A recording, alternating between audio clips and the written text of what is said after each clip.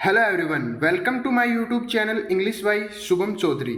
इस वीडियो में हम वे सिनोनियम्स देखेंगे जो बहुत बार एग्जाम्स में पूछे जाते हैं। सिनोनियम आस्क्ड एग्जाम्स मतलब रिपीटली पूछे जाते हैं एग्जाम्स में, कॉम्पिटिटिव एग्जाम्स में। First सिनोनियम is ability. एबिलिटी अपने आप में एक नाउन है। एबिलिटी का मीनिंग होता है द फिजिकल और mentally power to do something, मतलब टू डू समथिंग। क्षमता या सामर्थ्य होना, निपुणता होना, किसी कार्य की करने की योग्यता होना, उसमें एक कौशल होना, उसे बोलते हैं ability.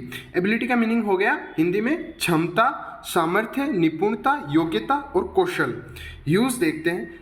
She had the ability to explain things clearly. उसके पास कौशल है, उसके पास क्षमता है, मतलब योग्यता है कि वो चीज़ों को क्लियरली मतलब पूरी साफ तरीके से समझा सकता है। एबिलिटी के सिनोनियम्स हैं पोटेंशियल।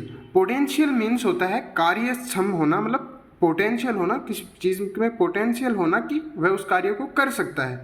एप्टनेस, एप्टनेस है उपयुक्तता या औचित्य होना, किसी चीज़ का उपयुक्त होना या औचित्य होना, एप्टनेस।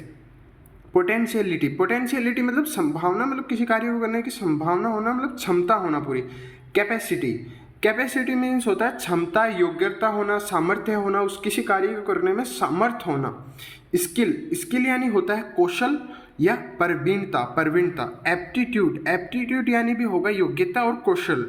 एक्सपर्टीज, एक्सपर्टीज होता है विशेषज्ञता होना किसी कार्य में, निपुणता होना, विशेष ज्ञान होना, विशेष जानकारी होना किसी चीज़ के बारे में, उसे बोलते हैं एक्सपर्टीज।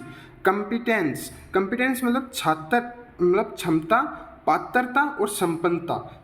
कॉम्पिटेंस का मीनिंग होता है क्षमता, पात्रता और संपन्नता। हमने देखा एबिलिटी, एबिलिटी अपने आप में एक नाउन है।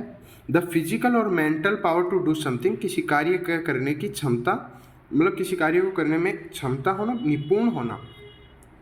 फिर सिनोनियम्स हैं एबिलिटी के। एबिलिटी के सिनोनियम्स हैं potential, aptness, potentiality, capacity, skill, aptitude, expertise और कॉम्पिटेंस, कॉम्पिटेंस। तो हमने वर्ड्स याद कर लिए। सेकेंड वर्ड है ऑब्जर्व। ऑब्जर्व मीन्स अपने ऑब्जर्व है वर्ब अपने आप में एक। ऑब्जर्व का इंग्लिश मीनिंग होता है टू से फॉर्मली और publicly that you no longer agree with a belief, मतलब पब्लिकली ये अनाउंस करना, पब्लिक में ये बताना कि अब मैं इससे मतलब इस बिलीव मतलब इस विश्वास से इनकार करता हूँ, मतलब मैं अब इसके साथ नहीं हूँ, पब्लिकली इस बात को एक्सेप्ट करना।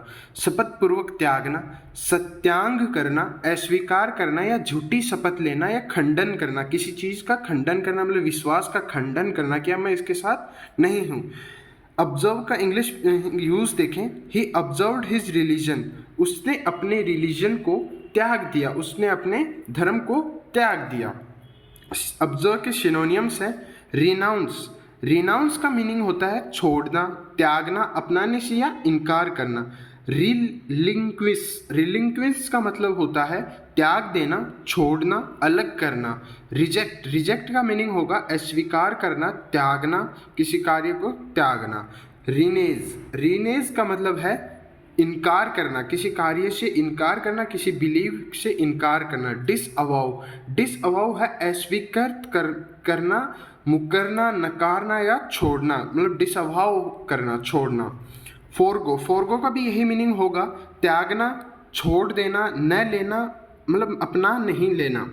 फोर्सवेयर, फोर्सवेयर का मतलब है शपथ पूर्वक त्यागना या सौगंध तोड़ना, जो भी सौगंध खाई है उसे तोड़ना। रिकेंट, रिकेंट मतलब त्याग करना, अपने को वंचित करना, इनकार करना। रिकेंट मतलब रिट्रैक्ट, रिट्रैक्ट मीनिंग होता है वापस लेना, त्याग देना, खींच लेना या छोड़ना। हमने वर्ड देखा ऑब्जर्व। वर्ब, ये वर्ड वर्ब की तरह यूज होता है। English meaning to say formally और publicly that you no longer agree with a belief, belief. Synonyms हैं ऑब्जर्व के सिनोनियम्स हैं renounce, relinquish, reject, renege, disavow, forgo, forswear, recant और retract. Thanks for watching my video.